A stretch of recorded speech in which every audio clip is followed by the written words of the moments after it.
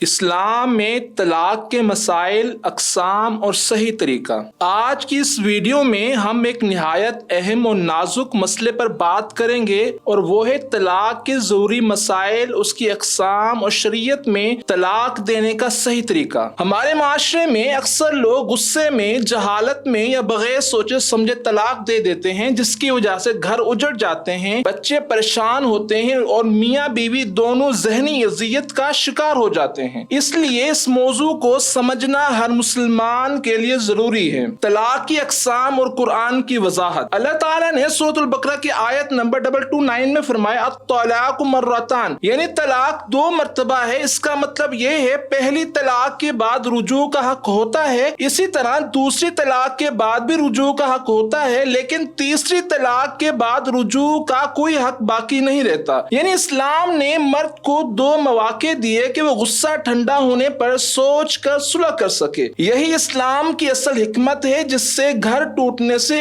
بچ جاتے ہیں۔ ایک مجلس کے 3 طلاق اور اس کا حکم۔ يقول وحكم الطلاق الثلاث بكلمة واحدة. الطلاق بكلمة واحدة فيها خلاف من قديم، وكانت في عهد النبي صلى الله عليه وسلم وعهد الصديق وعمر كانت ترد بكلمة واحدة، ثم إن عمر رضي الله عنه وأرضاه رأى أن الناس قد استعجلوا في أمر كانت رفيانة، ثم فرأى إمضاءها عليهم ووافقه الجمهور على إمضائها من باب التعزير، من باب التأديب.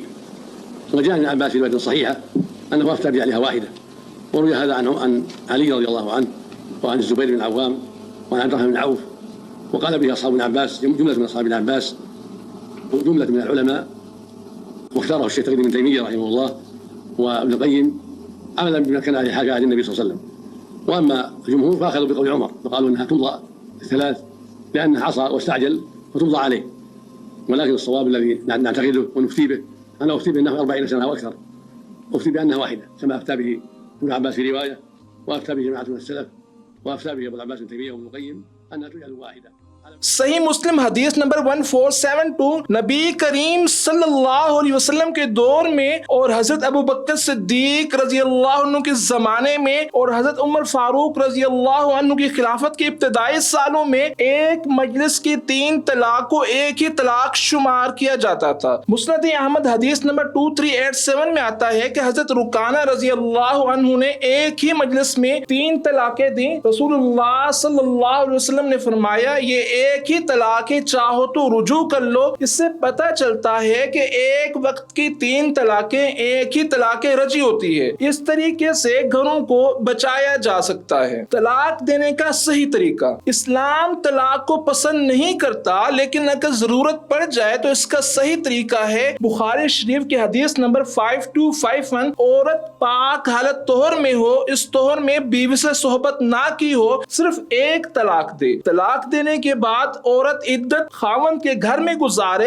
عدت کے اندر زبان سے رجوع ممکن ہے، اگر عدت گزر جائے تو نئے نکاح سے دوبارہ ساتھ رہ سکتے ہیں۔ یہ طریقہ آسان، سادہ اور گھروں کو بچانے والا ہے۔ غلط طریقہ ایک ہی مجلس میں 3 طلاق۔ ہمارے معاشرے میں سب سے بڑا ظلم یہ ہوتا ہے کہ غصے میں ایک ہی سانس میں 3 مرتبہ طلاق طلاق طلاق کہہ دیا جاتا ہے۔ یہ وکیل سے لکھوا کر 3 طلاقیں دے دی جاتی ہیں۔ سنن نسائی حدیث نمبر 3401، نبی کریم صلی اللہ علیہ وسلم نے ایک ہی وقت میں 3 طلاقوں پر شدید ناراضگی ظاہر کی، کیونکہ یہ جلد بازی، غصے اور جہالت کی علامت ہے۔ اس کے نتیجے میں میاں بیوی پچھتاتے ہیں، والدین پریشان ہوتے ہیں، بچے برباد ہو جاتے ہیں۔ اکثر لوگ پھر حلالہ جیسے لعنتی اور غیر اسلامی طریقوں پر مجبور ہو جاتے ہیں۔ حلالہ کا غلط تصور۔ یہ بات اچھی طرح یاد رکھیں، اسلام میں خود ساختہ حلالہ کا تصور بالکل نہیں ہے۔ جامع ترمذی حدیث نمبر 1120، نبی کریم صلی اللہ علیہ وسلم نے فرمایا حلالہ کرنے والے اور جس کے لیے کیا جائے دونوں پر لعنت ہے۔ قرآن کہتا ہے کہ اگر طلاق ثلاثہ ہو جائے تو عورت اپنی مرضی سے کسی اور سے شادی کرے۔ اگر وہ دوسرا شوہر اپنے اختیار سے طلاق دے دے تب پہلے شوہر سے نکاح ممکن ہے۔ زبردستی، پلاننگ یا پیسے دے کر حلالہ کروانا حرام، لعنتی اور جرم ہے۔ عورتوں کے لیے اہم اہم نصیحت۔ بہت سارے طلاق کے واقعات عورتوں کی غلطی سے بھی جنم لیتے ہیں، اس لیے زبان میں نرمی رکھیں۔ غصے میں شوہر کو اکسانا نہیں چاہیے، چھوٹی باتوں پر جھگڑا بڑھانا نقصان دہ ہے۔ شوہر کی ماں اور بہنوں کے بارے میں سخت الفاظ استعمال نہ کریں۔ اگر شوہر غصے میں کہے طلاق دے دوں گا تو اکثر عورتیں جواب دیتی ہیں دے دو۔ یہ جملہ اکثر گھر تباہ کر دیتا ہے۔ صبر، حسن اخلاق اور نرمی گھروں کو جنت بناتے ہیں۔ گھروں کو بچانے کا شرعی حل۔